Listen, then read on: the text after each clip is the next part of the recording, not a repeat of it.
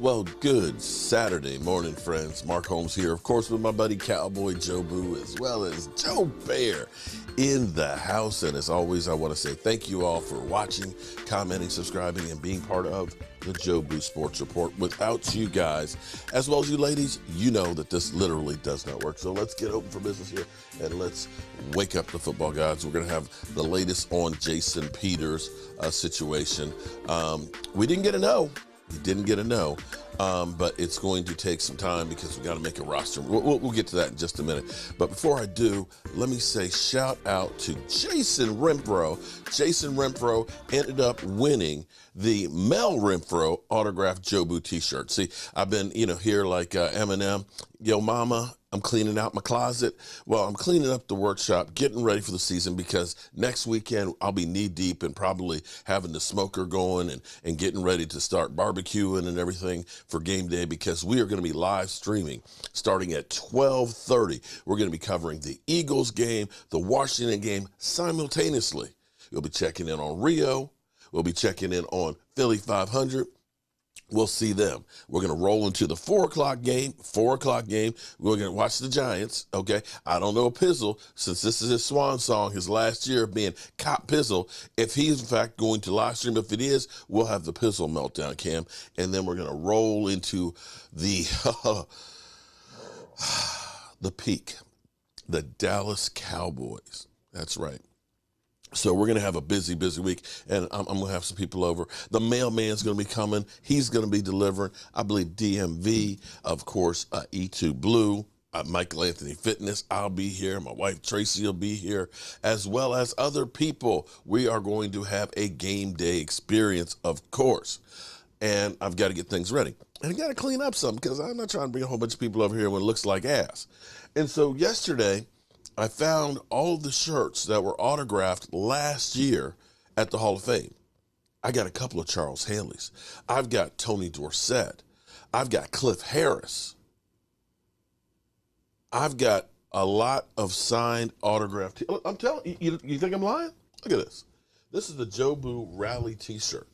And this one is signed. Look, right here.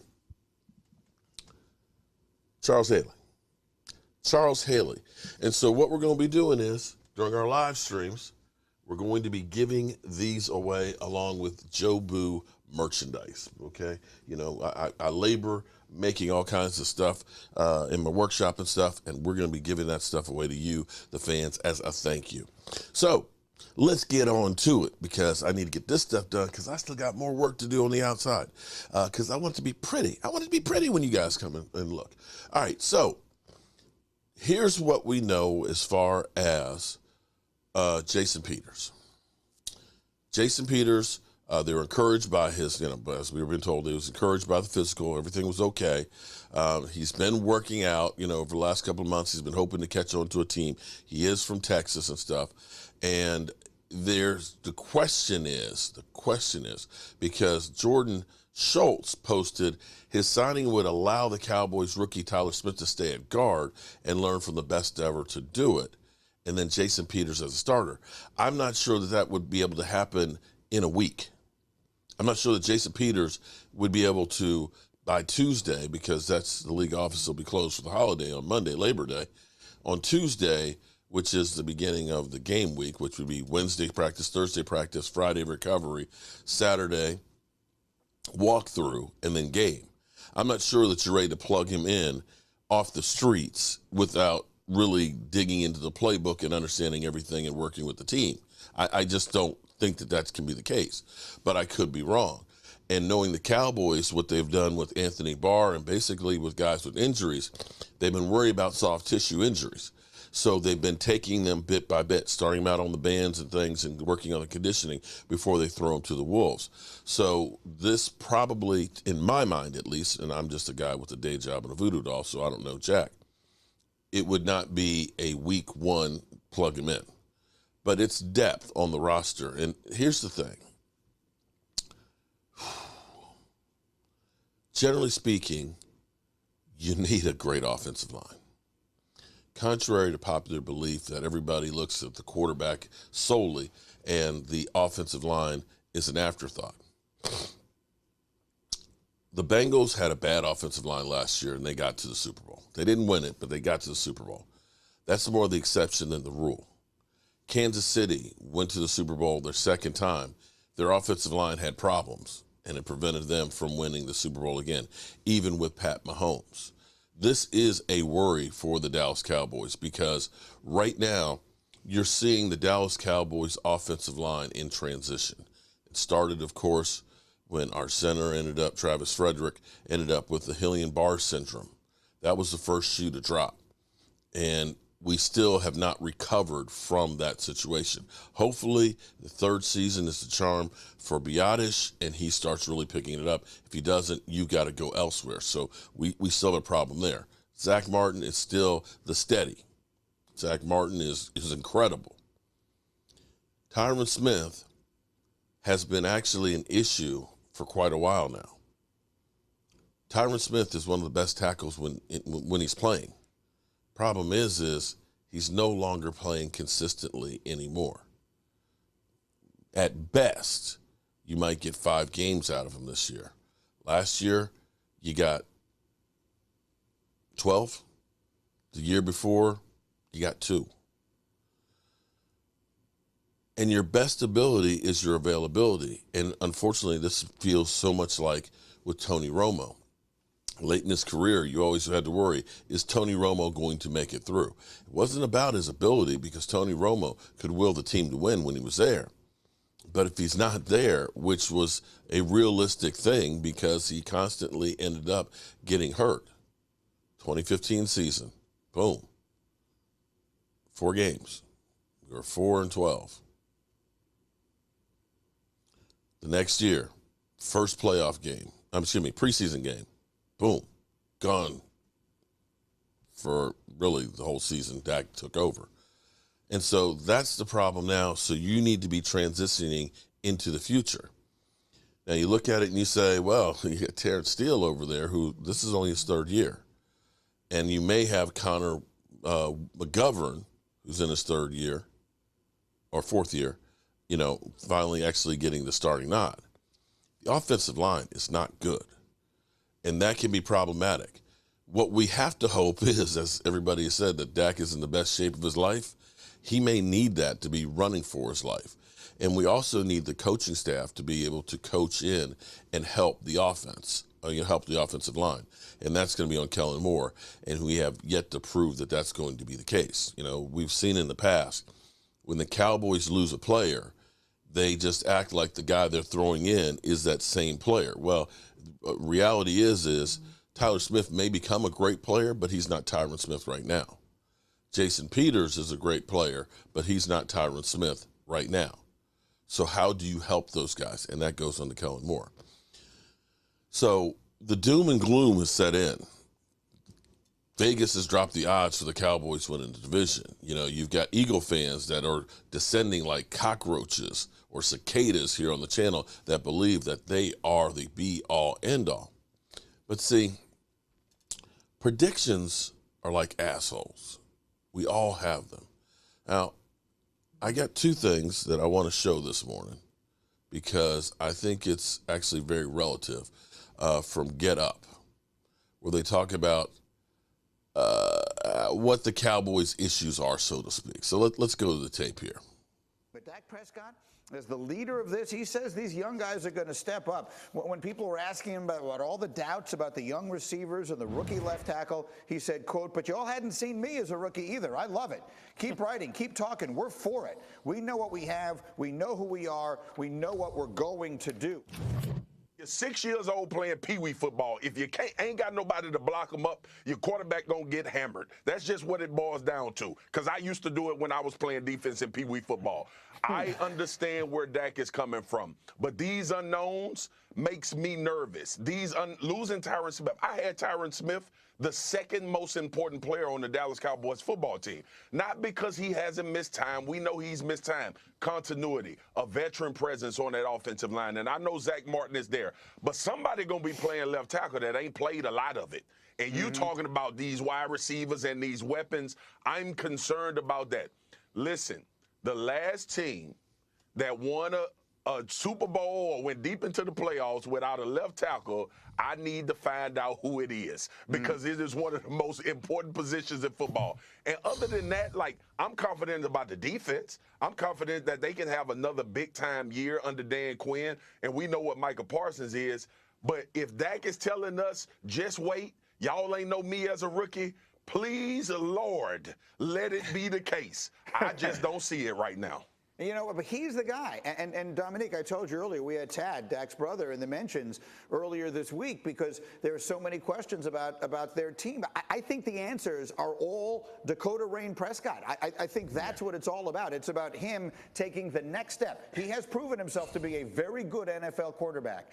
If he becomes a great one, that's the Cowboys' key to success this year. Dominique.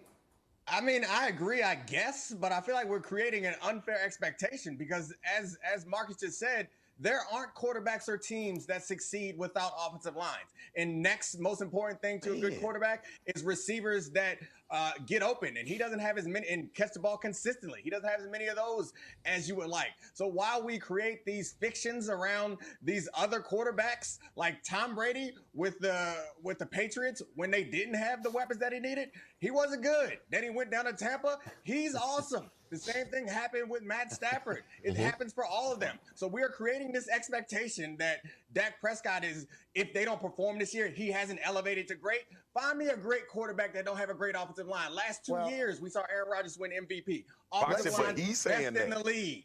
Let me push back a little That's what got me on nervous you, is Dak is saying that. Hold on one second. Let me push back a little bit on this thought, okay? I keep having people on this show telling me Aaron Rodgers is still going to have a monster year, even though they lost Devontae Adams, and they don't have a single receiver on that roster that anyone's ever heard of. I have people telling me Tom Brady will overcome all these losses on the offensive line. Now, I understand, Dak, those are 2 of 2. Those are the two of the greatest of all time. But Dak, the great quarterbacks sometimes elevate that stuff, Neek, no?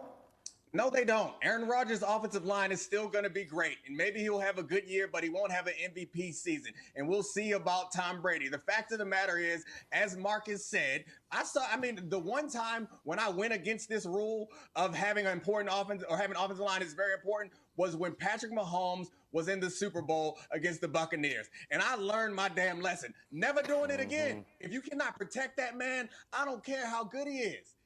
They're not going to perform as well as you expect them to, and it's for everybody. And we're creating this expectation around Dak that somehow he can't transcend the talent around him. Nobody in the league can. Lamar Jackson may be the only player because of his unique style that makes the team around him enough or it makes them so much better because what he does is so unique. But no quarterback in this league can overcome a bad offensive line and a depleted receiving corps. It just don't happen. So if Dak does it, he's going to be the first to do it and give him the MVP.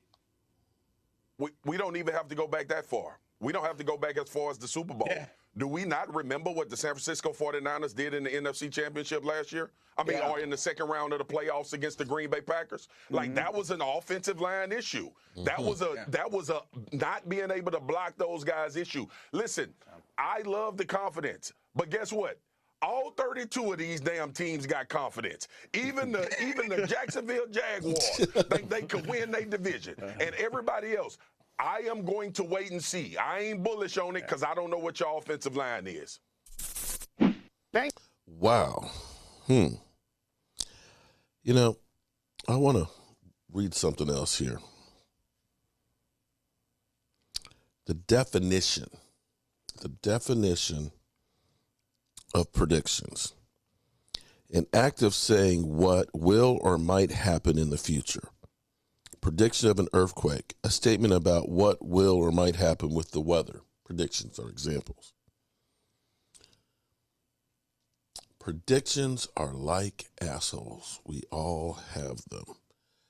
I want to go back one more time. I know I'm playing other people's stuff right now, but this was last year. Last year, the Washington Commanders, formerly is the team, the Washington football team, was the division winners at 7-9 and had a great defense, had the defensive MVP on the roster. And this was the predictions that people had for the NFC East last year. And let's just listen to this and let's go. In the NFC East this season.